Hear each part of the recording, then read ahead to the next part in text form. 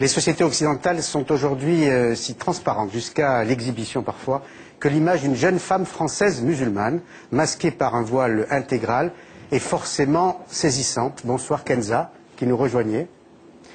Mais les sociétés occidentales sont aujourd'hui aussi si diverses que l'image d'une jeune femme française musulmane aussi, et radicalement hostile à ce voile, existe aussi. Bonsoir, Siam Afchi, présidente de Ni pute ni soumise. Et si vous êtes là l'une et l'autre, c'est parce que la question du voile intégral a surgi dans le débat sur l'identité nationale, au point que certains ministres et députés veulent l'interdire par la loi. Maude Guillaumin avec Eva Galis.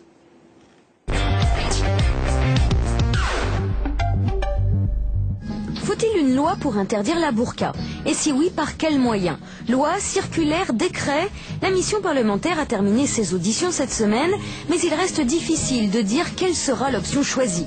Car si les députés dénoncent la pratique du voile intégral, jugée intolérable, ils hésitent sur les moyens de l'interdire.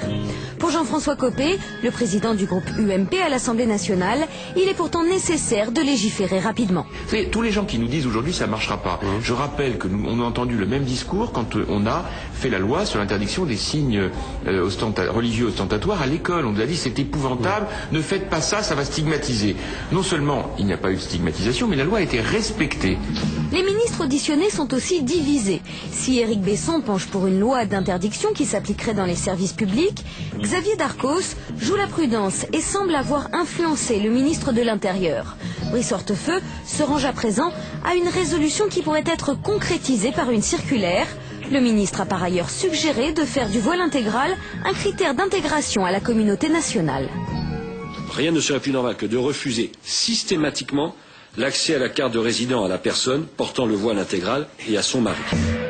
Le socialiste François Hollande est aussi opposé à la burqa, mais il refuse l'idée d'une loi interdisant le port du voile intégral. Il faut d'abord appliquer les textes existants, insiste-t-il. Nul n'accepterait que une personne sorte masquée dans la rue. Donc appliquons les textes qui permettent de régler ces questions sans qu'il soit une nouvelle fois besoin de légiférer. Le Premier ministre François Fillon attend à présent les conclusions de la mission parlementaire pour se prononcer sur l'opportunité d'une loi. L'Assemblée nationale doit remettre ses conclusions fin janvier. Et si la loi était votée, quelles seraient les modalités, Maude? Alors on l'a vu, le chef de file des députés UMP est favorable à une loi. Pour lui, on peut imaginer de réprimer le port du voile intégral par une contravention de 5e catégorie, des amendes qui peuvent aller jusqu'à 1 500 €. On l'écoute. On peut parfaitement imaginer, par exemple, une contravention de 5e catégorie, une amende. Ça fait partie des pistes sur lesquelles nous pouvons travailler.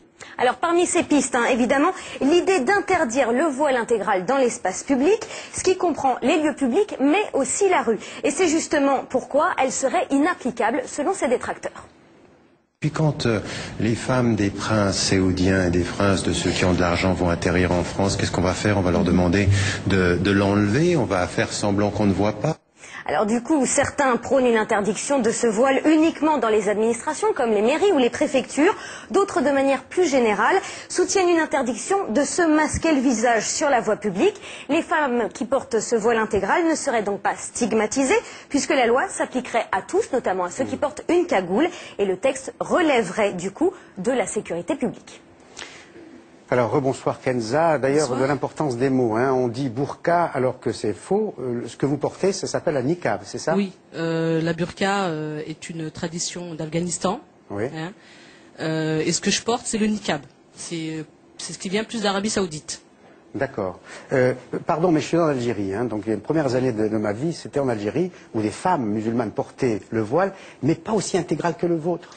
Oui, parce que là-bas, même au Maroc, oui. C'est pareil. En arabe, ça s'appelle le thème, mais c'est plus une tradition culturelle là-bas qu'un habit vestimentaire qui fait référence à l'islam. Mais alors pourquoi pas le voile tel qu'on l'entend nous, avec le visage visible par nous? Oui, bien sûr, il y a le voile en soi déjà à la base, et après on va dire, c'est une manière aussi de faire référence aux femmes du prophète, et de vouloir aller un peu plus loin pour cacher sa pudeur, voilà. Pour cacher sa pudeur? Oui. Parce que vous auriez le sentiment que si on voyait votre visage comme on voit celui de Siam Afchi, musulmane aussi, dont la famille est née en Algérie, ce serait impudique, c'est ça? Non, pas du tout. Faut pas déformer mes phrases. C'est-à-dire, à partir du moment où on est en accord avec soi et puis on fait le choix de mettre un voile intégral, ce qu'on peut, moi je mettais le voile À la base, j'avais pas de voile, j'ai commencé par le voile et je me suis sentie aller dans cette foulée, dans ce chemin pour me couvrir entièrement. C'est vous qui l'avez décidé? C'est moi qui l'ai décidé. Et c'est vous qui en avez parlé à votre mari ou c'est votre mari qui vous l'a suggéré? Non, j'en ai même pas parlé à mon mari. Hein, c'est ce qui est le plus aberrant, c'est que... un jour il s'est réveillé et vous a vu... Même pas un beau jour, on a décidé de sortir et il savait même pas que j'avais acheté un niqab, je l'ai mis, on est sorti, il m'a dit tu sors comme ça, j'ai dit oui, il m'a dit on y va. Ah, donc c'est vous qui l'avez imposé à votre mari? C'est moi qui l'ai imposé, oui. Ah, parce qu'on a tendance à penser que souvent c'est l'homme qui l'impose à la femme. Et est-ce que vous pensez, ce sera la dernière question avant de donner la parole ici à Mapchi, que vous le faites au nom de l'islam? Écoutez, je fais pas ça au nom de l'islam, je fais ça pour moi à la base, pour plaire à mon Seigneur, si ça peut paraître à certaines personnes aussi aberrant que ça. C'est un choix que j'ai décidé, c'est un habit que j'ai décidé de porter, c'est pas une ceinture de bombe, c'est pas une kalachnikov. J'ai simplement décidé, je me sens bien dans cet habit, voilà, tout court. Alors, est-ce que vous allez imposer un jour à votre mari, vous êtes marié d'ailleurs, pardon, ou pas encore, le fait de ne pas porter de voile? Non, mais moi je trouve qu'il faut recentrer le débat. Il ne s'agit pas de vêtements, il ne s'agit pas de bouts de tissu, il ne s'agit pas de faire l'esthétique du voile. Pardon, mais vous connaissez le mot de Cyrulnik et des psys, hein? Le vêtement est un objet signifiant. Oui. C'est très important. Bien sûr, mais il s'agit aussi du respect des femmes, et c'est important.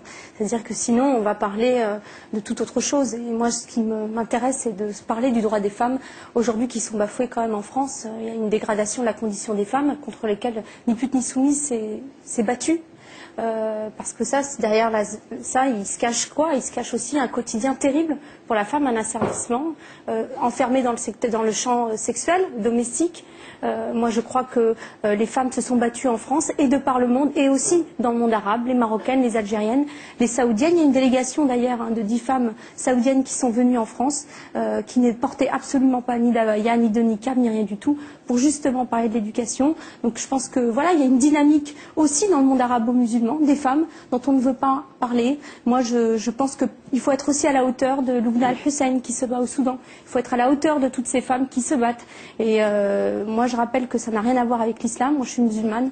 Il est hors de question de lier ça à toute forme d'islam que ce soit. Je crois que, d'ailleurs, beaucoup d'imams s'en accordent, et le recteur de la mosquée de Paris. Moi, je dirais simplement qu'on ne peut pas se balader et accepter d'être dans un ghetto ambulant. En tout cas, moi, même si je respecte complètement ce que vous dites, je ne peux pas l'accepter, et je me battrai contre toutes ces formes d'oppression qui nous confisquent nos corps dans l'espace public. Et des femmes musulmanes sont heurtées aujourd'hui, mais aussi des femmes qui ne sont pas musulmanes et qui se sont battues pendant des années dans ce pays pour pouvoir disposer de leur corps. D'accord. Je peux me permettre? Oui, hein, non, c'est le principe. Alors, déjà, à la base, il ne faut pas faire trop d'amalgame non plus sur les autres pays étrangers qui ont mélange aussi la culture traditionnelle et l'islam en même temps, ce qui fait qu'après ça fait un boost pour dire les femmes musulmanes sont bafouées. Derrière ce voile que je porte, je suis ni séquestrée, ni soumise à mon mari, ni sexuellement comme vous pouvez le dire. Ça c'est quelque chose que je prends très mal parce que moi j'ai décidé de le mettre. J'ai la liberté de mon corps comme je l'entends. Je suis mariée. Vous serrez la main aux hommes? J'ai 4 enfants. Est-ce que vous serrez la main aux hommes? Oui, je serre la main aux hommes. Qu'est-ce qu'il y a d'aussi étonnant? À partir du moment où on commence à pointer, on n'est pas en train de parler du voile en soi, on est en train tout simplement de stigmatiser la femme musulmane en elle-même. Bah écoutez, je suis une femme musulmane, Attendez, excusez-moi, laissez-moi parler, s'il vous plaît. Je vous ai écouté. Non, excusez-moi. Je vous ai écouté. Ayez au moins l'amabilité de pouvoir m'écouter. J'ai accepté de faire ce débat, de venir d'Avignon jusqu'ici. Je suis venue en courant. C'est un débat. Ça m'a énormément déçue, parce que vous avez été très froide à l'entrée. C'est dommage, je trouve. Oui, vous avez été froide. Il y a des femmes que je rencontre qui ne sont pas musulmanes, avec qui, quand je dis bonjour, elles me disent bonjour avec un sourire super agréable. Après, si vous, en tant que femme, parce que ça marche pas. Non, mais attendez, laissez-moi parler. Arrêtez de me couper. C'est tout ce que je demande. Je demande simplement, peut-être, d'expliquer à tout le monde ou de vous expliquer à vous que derrière ce voile, il n'y a pas des femmes soumises, il n'y a pas des femmes séquestrées, contrairement à tout ce qu'on peut dire. C'est des femmes qui ont décidé de faire un choix. Un choix de quoi? Un choix d'habit. Ce qui ne veut pas dire qu'on est là, on n'a pas le droit de sortir, il faut qu'on demande à notre mari. Non. On a entièrement notre liberté parce qu'on est simplement soumise à notre Seigneur et on ne rend de compte qu'à notre Seigneur. Après, en ce qui concerne l'habit, on ne se sent pas ni dans une prison ambulante, comme vous pouvez le dire, ni fantomatique, ni quoi que ce soit. C'est un habit qu'on a choisi, tout simplement. Et pourquoi venir faire un débat ou une polémique dessus alors qu'on n'a rien demandé au peuple? On demande simplement de vivre notre foi et notre croyance. Mais le problème se pose, pardonnez-moi, c'est moi